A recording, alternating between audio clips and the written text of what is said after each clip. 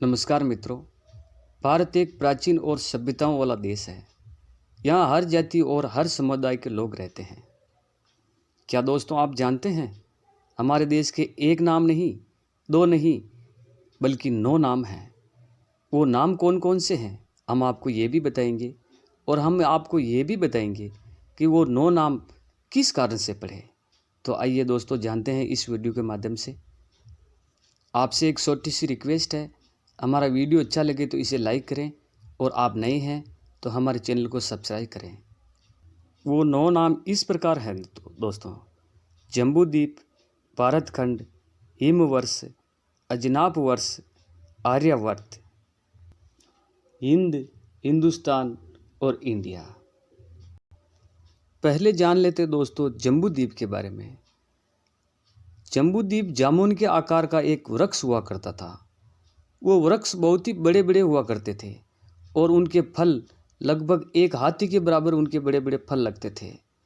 वो फल जब पककर गिर जाते थे तो उनमें से जो रस निकलता था वो बहकर नदी का रूप ले देता था, इसलिए इनका नाम जम्बूद्वीप पड़ गया। दूसरा नाम है भरतखंड। भरतखंड इसलिए पड़ा क्योंकि अलग अलग युगों में 3 प्रतापी राजा हुए। वो 3 प्रतापी राजा थे ऋषभदेव के पुत्र भरत, राम के भाई भरत और दुष्यंत और शकुंतला के पुत्र भरत। ये तीनों ही अलग अलग युगों में राज करते थे, इसलिए भारत का नाम भारतखंड पड़ गया, क्योंकि वो अलग अलग कालखंड में राज करते थे। तीसरा नाम है हिमवर्ष। हिमवर्ष नाम में कुछ मतभेद भी है। कुछ लोगों का कहना है कि हिमालय की गोदी में बसा होने के कारण इसे हिमवर्ष भी कहते हैं।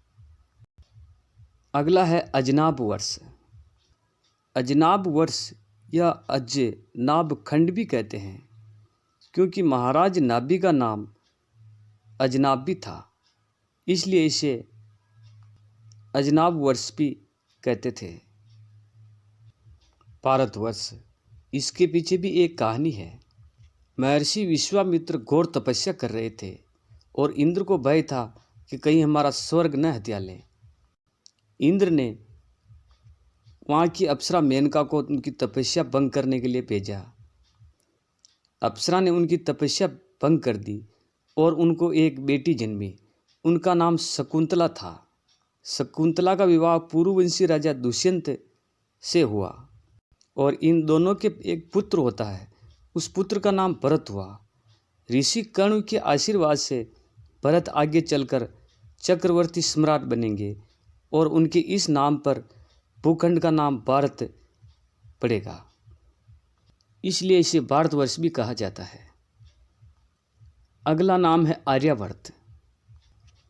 आर्य भारत के मूल निवासी थे। वो समुद्री रास्तों से यहाँ पहुँचे थे और आर्यों द्वारा इस देश को बसाया गया था।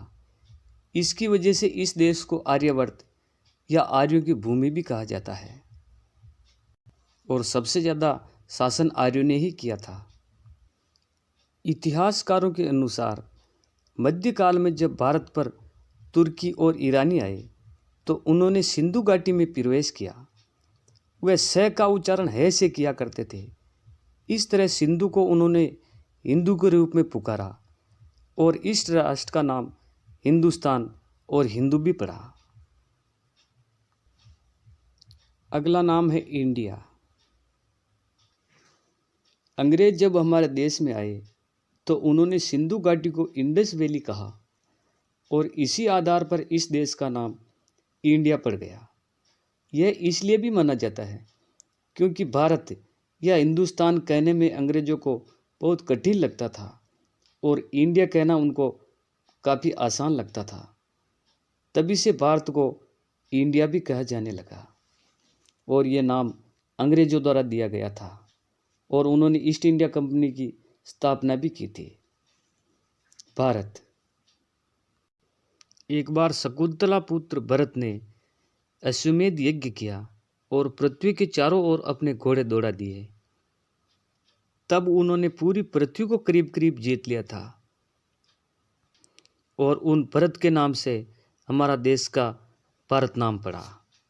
तो दोस्तों आपको ये वीडियो अच्छा लगे तो इसे लाइक करें और नए हैं तो हमारे चैनल को सब्सक्राइब करें। धन्यवाद।